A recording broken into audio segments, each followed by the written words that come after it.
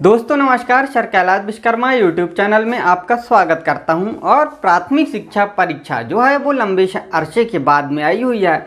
लगभग 2012 के बाद 2019 में ये परीक्षा आई है, अर्थात 20 में यह परीक्षा होगी। और यह 7-8 साल बाद आने के कारण आपको पूरी तैयारी करना ज़रूरी है। तो आज हम गणित के एक बहुत ही सरल टॉपिक को लेकर आए हैं और वह टॉपिक है संख्या पद्धति। यह आपके सिलेबस का पहला ही टॉपिक है, संख्या पद्धति। अच्छा, इसमें जो क्वेश्चन पूछे जाएंगे ये बहुत ही हाई स्टैंडर्ड के नहीं पूछे जाएंगे।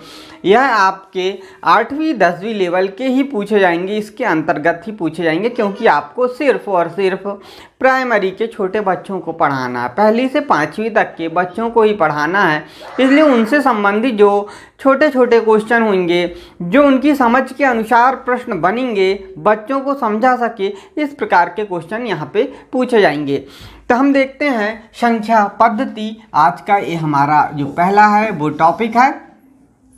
इस संख्या पद्धति में सिलेबस में 1000 से बड़ी संख्याओं को पढ़ना व लिखना, 1000 से बड़ी संख्याओं का स्थानीय मान की समझ पर मूलभूत संक्रियाएं, ये हमारे पाठ्यक्रम में लिखा हुआ है और उसी से संबंधित हम यहाँ पे बात करेंगे।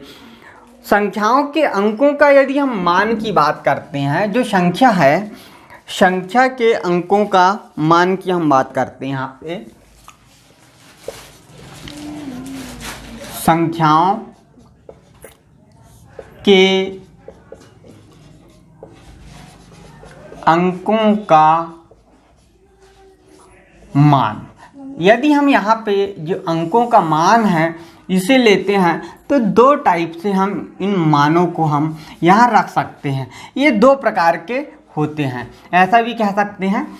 एक है वास्तविक मान, वास्तविक मान, और दूसरा हो जाएगा यहाँ पर स्थानीय मान। और इनसे ही क्वेश्चन पूछे जाएंगे और इनको यदि आपने समझ लिया तो इस चैप्टर से पूरे प्रश्न आपसे बन जाएंगे। वास्तविक मान जो है, तो वास्तविक मान को भी हम वास्तविक को दूसरे शब्दों में हम बोल सकते हैं कि जो वास्तविकता है, अर्थात ऐसा मान जो कभी नहीं बदलता, अर्थात जो बदलता ही नहीं है, वास्तविक कहलाएगा। और इसे हम जातीय मान भी कहेंगे। इसका नाम जो हो जाएगा जातीय मान हो जाएगा, जातीय मान। इसको हम शुद्ध मान भी कहते हैं, शुद्ध मान भी इसका नाम है। वास्तविक मान, जातीय मान, शुद्ध मान या फिर अंकित मान के नाम से भी इसे हम जानते हैं। अंकित मान के नाम से भी हम इसे यहाँ पे जानते हैं। अब देखिए यहाँ पे ये पूरे जो नाम है इन्हें याद रखना होगा, क्योंकि यहाँ पे आपने देखा है कि यह एक है। यहाँ पे हमने बताया आपको कि वास्तविक बात है कि जो वास्तव में जो संख्या है उसका ही यहाँ पे मान होगा, बदलता नहीं है। इसे हम क्या कहेंगे? वास्तविक मान कहेंगे। और जो स्थानीय मान है, इस स्थानीय मान में आप देखिए स्थान के अनुसार यहाँ पर क्या होगा, स्थान के अनुसार मान में परिवर्तन आएगा, मान बदल जाएगा, इसीलिए हम इसे स्थानीय मान कहते हैं। हम एक उदाहरण के लिए कोई संख्या ले देते हैं, जैसे 5432। ये हमने संख्या ले लिया। अब इसमें वास्तविक मान यदि हम देखें, वास्तविक मान की बात करते हैं, वास्तविक मान, वास्तविक या शुद्ध मान, जातीय मान, अंकित मान। तो यहाँ पर 5 का मान कितना हो जाएगा?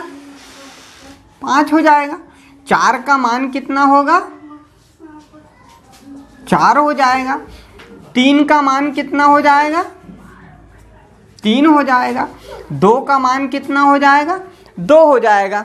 अर्थात हम यहाँ कहते हैं कि जो मान है वो मान में परिवर्तन नहीं होगा, लेकिन स्थानीय मान जो है ये मान स्थान विशेष के कारण बदलता है। जैसे यही संख्या हम ले लेते 5432। यह संख्या स्थान के अनुसार बदलेगी। यह पहला स्थान है इकाई का, तो यह इकाई के स्थान पर है, इसीलिए इसका मान हो जाएगा 2। यह संख्या जो है यह है दहाई के स्थान पर, अर्थात 3 गुणित 10, यानी इसका मान हो जाएगा 30। यह है सैकड़े के स्थान पर, सैकड़ा, और सैकड़े के स्थान पर इसलिए 4 गुणित 100, तो 400 हो जाएगा मान। और यह संख्या जो है यह हजार के स्थान पर है, और हजार के स्थान पे है तो 5 गुणित 5000, तो यहाँ पे 5 गुणित यहाँ पे 1000, यानी हो जाएगा कितना 5000। तो इस प्रकार से इनका यह मान स्थान के अनुसार परिवर्तित हो रहा है, बदल रहा है, इसलिए हम इसका स्थानीय मान और संख्या का वास्तविक मान, दोनों मानों को हमें समझना आना चाहिए। तो दोस्तों आज के इस वीडियो में इतना ही। इसके बाद के वीडियो में हम आपको बताएंगे जो ये लिखी जा रही है भाषा, अर्थात हिंदी भाषा में लिखे जा रहे हैं, तो इन अक्षरों को क्या कहते हैं, कौन सी पद्धति के अनुसार ये लिखे जा रहे हैं, इससे संबंधित टॉपिक पर हम बात करेंगे। तो आज के लिए इतना ही। यदि आपको वीडियो पसंद आया तो हमारे वीडियो को शेयर करें, हमारे चैनल को सब्सक्राइब करें, लाइक करें और अधिक से अधिक दोस्तों तक हमारा वीडियो पहुंचाएं। नमस्कार।